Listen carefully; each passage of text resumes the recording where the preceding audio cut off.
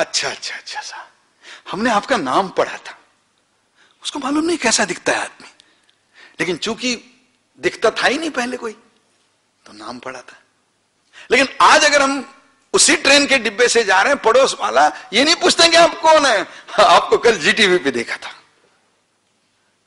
तो electronic media आने से, टेलीविजन आने से एक मौलिक परिवर्तन संवाद की कला में यह हुआ है कि कल तक जो जनता आपके बारे में सुना था या पढ़ा था कहती थी, वो धीरे धीरे अब आपके बारे में देखा है ये कहने लगी। जब तक वो आपके बारे में सुना था या पढ़ा था ये कहती थी, तब आप कैसे दिखते थे ये महत्वपूर्ण नहीं था। लेकिन वो ये कहना शुरू किया उसने कि आपको देखा था, तो आप कैसे दिखते हैं ये धीरे धीरे महत्वपूर्ण होने लगा। अब जब मैं कहता हूं कि कैसे दिखते थे, मतलब भगवान ने जो रूप दिया है वो तो कोई बदल नहीं पाता, वो तो संभव नहीं है। लेकिन जो भी रूप दिया है, टेलीविजन माध्यम को अगर उपयोग में लाना है तो वो ठीक ठाक हो। और सब हम जानते हैं कि भगवान ने सबको सुंदर बनाया है। आप उत्तर मत दीजिए, लेकिन आप मन में ही सोचिए कि क्या आप सुंदर नहीं हैं? और आपके हर एक के प्रश्न का उत्तर आएगा ऐसे कैसे नहीं, मैं भी थोड़ा ठीक है, मतलब नाक ऐसी होगी, लेकिन टोटल पर्सनैलिटी तो मेरी, और मैं इसमें दोष नहीं दूंगा, इसमें कोई हो ही नहीं सकता। हर आदमी सोचता है कि मैं मतलब सुंदर, कोई बहुत कोई फिल्म में नहीं जाना है, लेकिन हर आदमी सोचता है कि नहीं साहब हमारी तो पर्सनैलिटी है, ऐसा कोई ये नहीं। अगर ऐसा नहीं होता तो हम कंगा नहीं करते, जेब में कंगे नहीं रखते, आने सामने देखते नहीं, क्या फर्क पड़ता है, हम तो भगवान ने ऐसे ही बना के भेजा है। और इसलिए टेलीविजन माध्यम, क्योंकि ये दिखने वाला माध्यम है, और जब दिखने वाला माध्यम होता है तो आप कैसे दिखते हो ठीक ठाक। मैंने जैसे कहा कि ये कोई ब्यूटी पार्लर में जाने का सुझाव इसमें से नहीं आ रहा है, लेकिन कैसे दिखते हो ये महत्वपूर्ण है।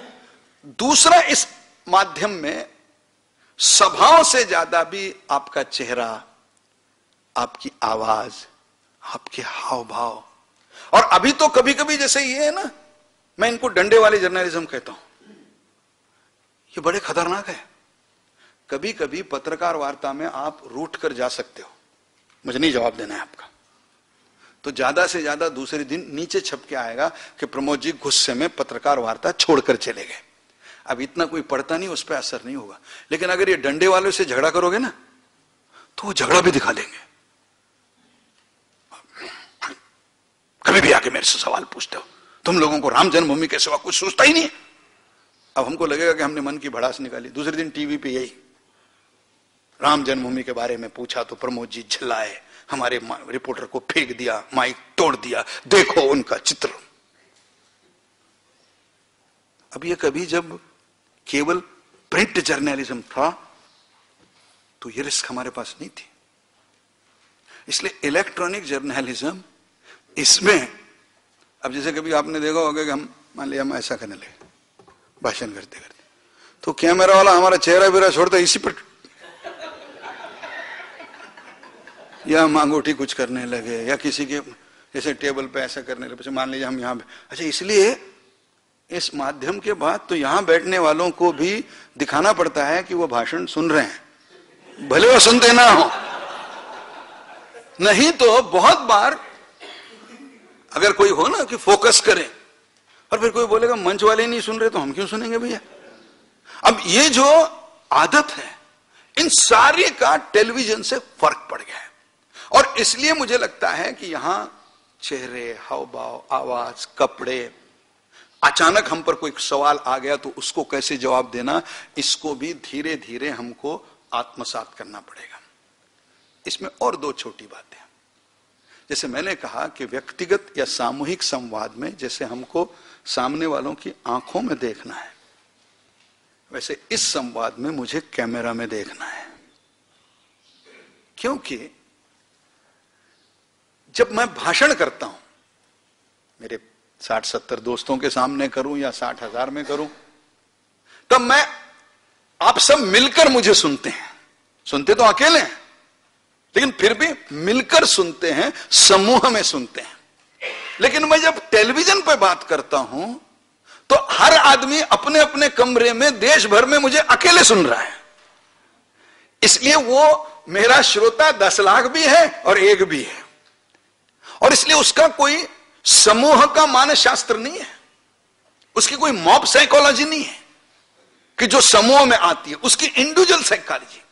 अच्छा, वो मेरे को सुनने आया है ये भी जरूरी नहीं है, कम से कम सभाओं में बैठकों में वो मुझे सुनने आया है। यहां तो वो मुझे सुनने भी नहीं आया, वो अपने घर में बैठा है, लगा लिया है, अचानक आ गए।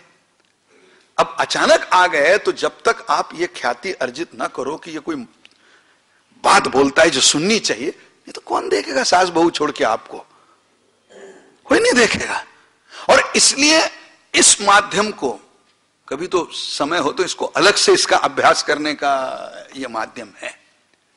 इसलिए आंख इसकी कैमरा है, और सबसे बड़ी महत्वपूर्ण बात, इसमें समय इतना कम है जिसकी आप कल्पना नहीं कर सकते। 30 सेकंड से 50-60 सेकंड के बीच में अपनी सारी बात आपको इस माध्यम पे कहनी होती है। हां, अगर आपका कोई अलग साक्षात्कार लेता हो, वो तो बड़े लोगों का ही होता है, तब तो आपको 15, 20, 25 मिनट मिल जाए, घंटों तो वहां किसी को नहीं मिलता। और वो जो साक्षात्कार होता है उसमें लेने वाला ही ज्यादा बोलता है, और जो जिसका लिया जाता है उसको थोड़ा थोड़ा बीच बीच में बोलने का अवसर मिलता है। ऐसे लेने वाले ज्यादा हो गए हैं आजकल, इसलिए वहां भी कोई बहुत समय नहीं मिलता है। लेकिन इस टेलीविजन माध्यम को भी, अब ये मत समझिए कोई दिल्ली मुंबई का माध्यम है, ये आपके गांव का माध्यम है। हिंदुस्तान में आज मेरा अनुमान है कि 40-50 हजार, 25 हजार के गांव में भी कोई ना कोई लोकल टीवी घूमता रहता है, और ये धीरे धीरे 10,000 के गांव तक आने की संभावना मैं स्पष्ट 2-4 साल में ही देखता हूं। और इसलिए इसके सामने बोलने का भी अभ्यास, और इसमें सबसे बड़ा अभ्यास ये है कि हमको 30 सेकंड से 60 सेकंड में अपनी बात ऐसी कहनी चाहिए जो दिन में बार बार दिखाई दे, तब भी भारतीय जनता पार्टी की बात हमने पहुंचाई।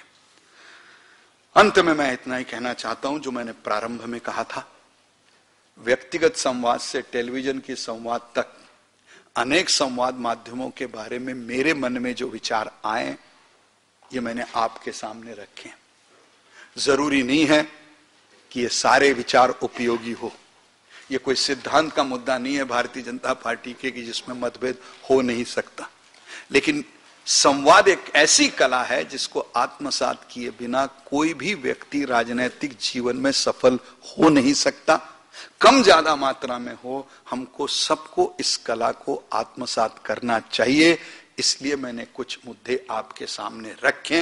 अंत में इतना ही मैं कहता हूं कि लगभग घंटे भर मैं बोला हूं, अनेक नुस्खे मैंने आपको सुझाए हैं, आपको अच्छे बुरे लगे हैं, लेकिन प्रारंभ में जो मैंने चेतावनी दी थी वो फिर अंत में दूं कि इस नुस्खों को मेरे भाषण पे आजमा के, इसने अपने नुस्खों के अनुसार भाषण किया या नहीं किया है, इस पे अपना व्यर्थ समय बर्बाद मत करिए।